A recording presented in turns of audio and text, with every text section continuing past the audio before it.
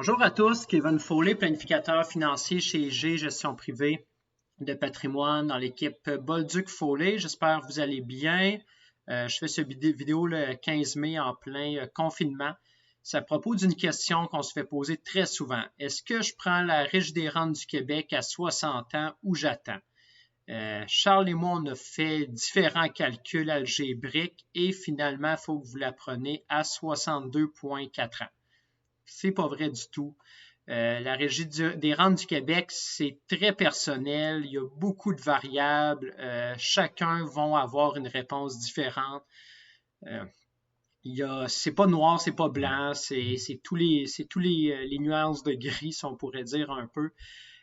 Toutes les nuances de gris. Donc, on va vous aider à, premièrement, on va vous montrer les différents facteurs à prendre en considération dans votre décision. Les différents pour et contre, etc. Donc, on espère qu'avec cette vidéo, on va vous aider à prendre une bonne décision si vous prenez votre Régie des rentes du Québec à 60 ans ou si vous attendez. Et surtout, appelez-nous, n'hésitez pas, on va vous aider dans vos calculs, dans les différents scénarios pour le personnaliser selon vous. Essayez de trouver la meilleure réponse possible. Quand est-ce qui est optimal pour vous de commencer à recevoir la prestation de la Régie des rentes du Québec. Donc là-dessus, on va commencer la présentation. Juste ici. Donc rapidement, c'est notre petite équipe. Charles, moi, Josiane, notre merveilleuse adjointe. Et il y a une deuxième adjointe qui va se joindre à nous dès que le virus, dès que le confinement se termine. Donc on espère le plus tôt possible. On a hâte de l'avoir et on a nos spécialistes régionaux qui nous aident. Il manque la fiscaliste Michel qui n'est pas là. C'est des personnes pour des questions plus spécialisées qui peuvent nous aider pour bien vous servir. Donc, premièrement, la définition de la Régie des rentes du Québec, tout le monde contribue. Vous n'avez pas le choix. Si vous dites, moi, j'en veux pas de retraite, je veux vivre au jour le jour, puis je ferai rien à retraite, ça marche pas comme ça. Si vous travaillez, vous contribuez à la Régie des rentes du Québec. Regardez sur votre talon de paie, vous allez le voir. Puis encore pire, si vous êtes travailleur autonome, vous contribuez comme employé et employeur. Donc, Charles et moi, on le sait, on est travailleurs autonomes, donc on contribue en double pour la Régie des rentes du Québec. En même temps, c'est très bien. C'est pour éviter que des personnes flottent tout leur argent avant la retraite, puis après ça, vont sur le supplément de revenus garanti, par exemple. Donc, c'est un bon système que le gouvernement du Québec a mis en place et ça bonifie les retraites. Donc, quand vous travaillez, ça vous évite de vivre sous le seuil de la pauvreté, si on peut dire, à la retraite, si vous touchez la Régie des rentes du Québec et la sécurité de vieillesse, qui est la prestation du fédéral. Donc, comment ça fonctionne? C'est pour les personnes qui ont des bons revenus. Dès que vous commencez à faire plus que 58 700 pendant l'année, en 2020, à chaque année, ça l'augmente. Donc, en 2019, c'était plus beau aussi. Vous arrêtez de contribuer sur la régie, vous arrêtez de contribuer pour la Régie des rentes du Québec. Donc, c'est le fameux qu'on entend souvent, hey, c'est le fun, je commence à avoir mes grosses payes. Les grosses payes, c'est quand quelqu'un ne contribue plus pour le RQAP et la Régie des rentes du Québec. Donc, sa paye nette, sa paye brute n'a absolument pas changé. Il fait la même paye brute. C'est vraiment son net qui est plus élevé parce qu'il y a moins de déductions à la source. Il y a une nouvelle règle, par contre, il faut faire attention. Le gouvernement a mis en place le régime supplémentaire de la Régie des rentes du Québec. Donc, c'est déjà assez complexe. Ils vont complexifier ça un peu plus.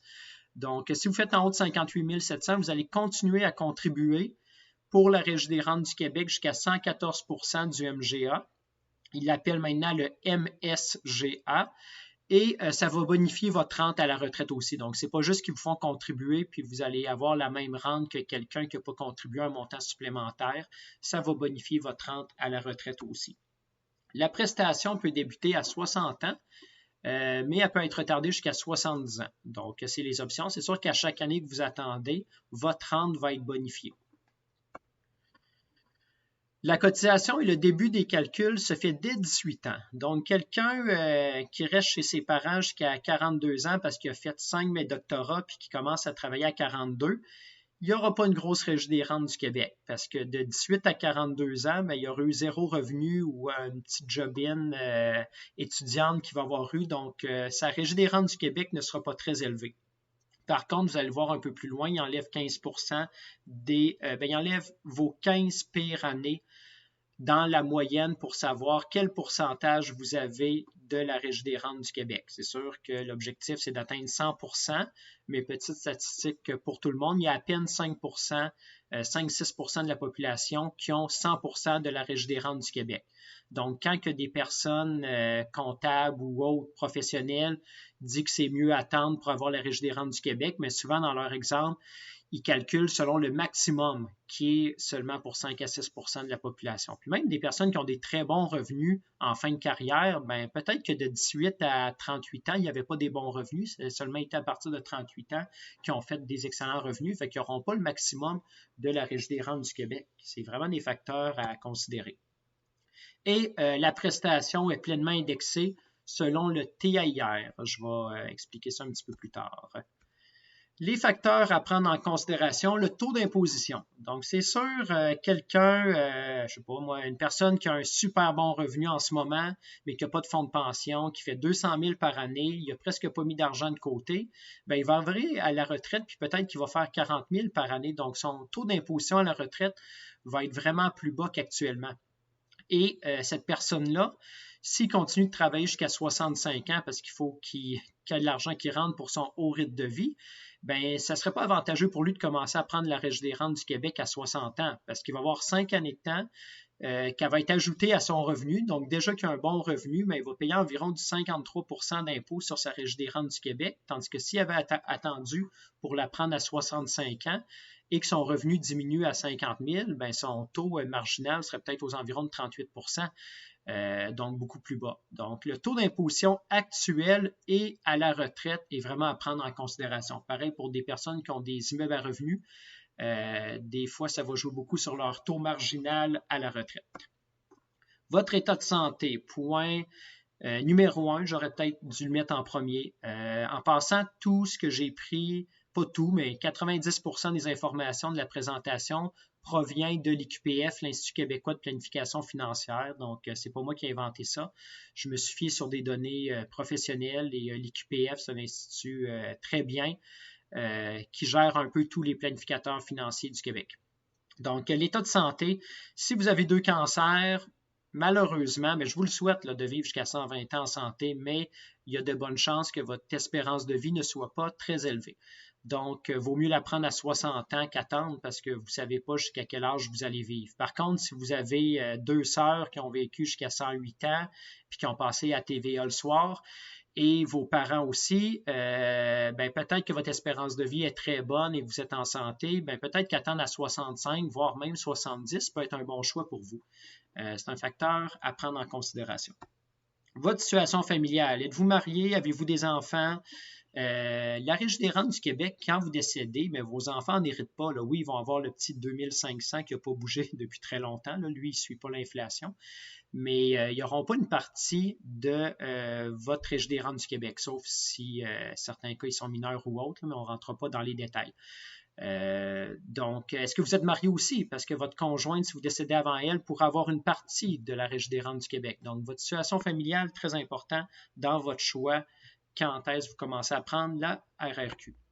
Période cotisable, 85%, comme je l'ai dit, le gouvernement vous donne une petite chance. Donc, pour savoir la moyenne du pourcentage de la Régie des rentes du Québec que vous avez droit. Donc, l'objectif, encore une fois, c'est d'avoir 100%, bien sûr, comme dans vos examens à l'école, mais ce n'est pas une grande majorité qui ont 100%. Donc, ce qu'ils vont faire, le gouvernement, pour vous aider, ils vont enlever 15% de vos pires années. Donc, dans mon exemple d'examen, c'est comme sur 100 questions, mais le professeur enlèverait vos 15 réponses les moins bonnes pour calculer votre moyenne. Donc, le gouvernement vous aide avec ça, mais si vous avez commencé à travailler à 38 ans, 15%, même s'il l'enlève, vous aurez quand même des années à 0% ou presque. Autres revenus, est-ce que vous allez continuer à travailler à la retraite? Est-ce que vous allez avoir des revenus de location? Est-ce qu'il y a beaucoup de points à prendre en considération aussi dans le calcul? Donc, est-ce que vous allez avoir d'autres revenus à la retraite qui vont rentrer? Et ensuite, l'inflation future estimée versus le MGA versus le TAIR. Donc, le TAIR, rapidement, c'est la moyenne d'augmentation des fonds de pension. Ça ressemble beaucoup à l'inflation. Donc, pour simplifier, on pourrait dire l'inflation. Le MGA, ça, c'est différent. C'est comme qu'on voyait tantôt. Ça augmente plus vite que l'inflation. Donc, le montant maximum qu'on contribue à chaque année par rapport à notre salaire augmente plus vite que l'inflation. Mais dès qu'on touche la Régie des rentes du Québec, elle augmente selon l'inflation, qui était hier en réalité. Là. Donc, ça aussi, c'est à prendre en considération. C'est des domaines un peu plus techniques. Appelez-nous pour vous aider avec ça. Autre point à considérer, je vais en parler très rapidement, si vous faites une retraite progressive, vous pouvez faire une entente avec votre employeur et la Régie des rentes du Québec pour ne pas être pénalisé dans votre calcul de pourcentage de la Régie des rentes du Québec. Si vous divorcez, il y a un partage de la rente, il y a une rente pour le conjoint survivant, il y a une rente combinée aussi qui est possible. Donc, si une de ces situations-là s'applique à vous, appelez-moi, on pourra en parler plus en détail. Voici un exemple de relevé de Régie des rentes du Québec. Je vais prendre mon pointeur laser ici. Donc, vous voyez, des fois, vous avez un tableau comme ça qui est encore mieux parce que vous avez à chaque année, ou des fois, ils vont juste vous dire à 60 ou 65 ans combien vous avez. La première ligne, c'est si vous arrêtez de travailler actuellement.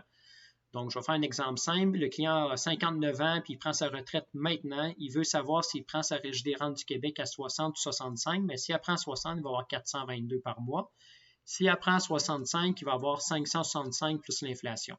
Par contre, si la personne n'est pas à la retraite et continue de travailler, bien, peut-être qu'elle va se dire si elle est serrée dans son budget ou dans sa planification financière, il lui manque d'argent à la retraite, mais elle va peut-être dire je vais continuer de travailler jusqu'à 63 ans.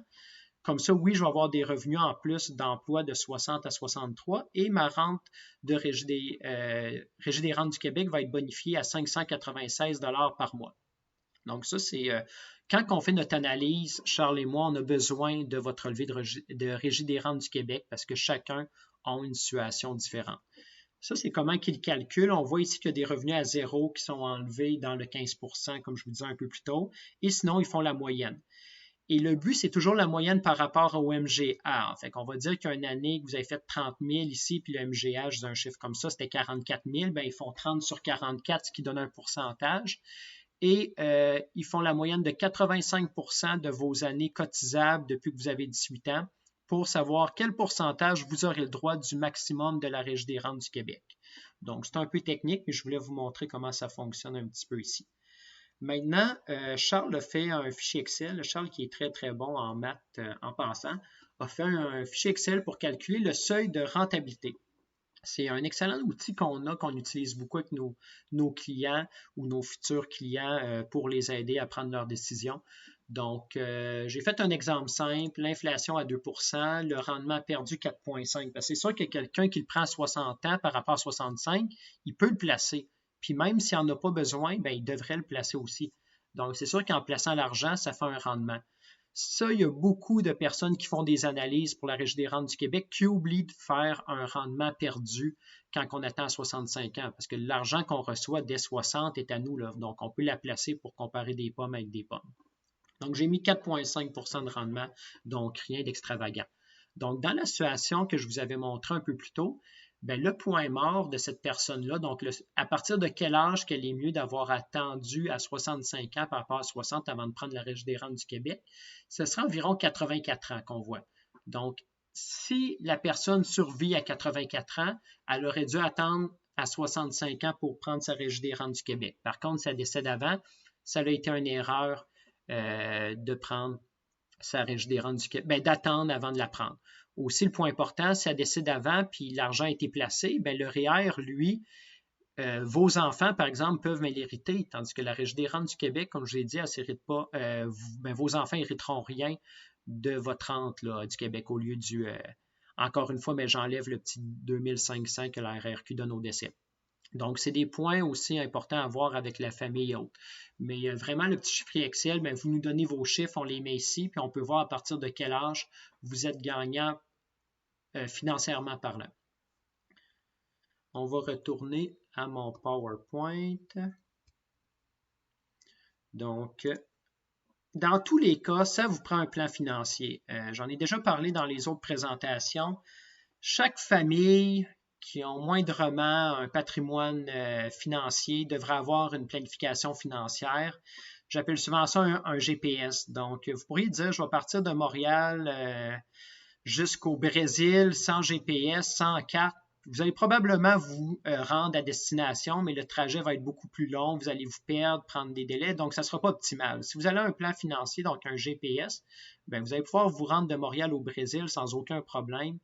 Parce que vous allez suivre la route, puis le GPS, mais s'il y a du trafic, il va s'ajuster par rapport à ça. Donc, c'est un peu notre travail en tant que planificateur financier, c'est vraiment de faire un bon plan qui est personnalisé avec vous et surtout qui va vous aider à atteindre vos objectifs.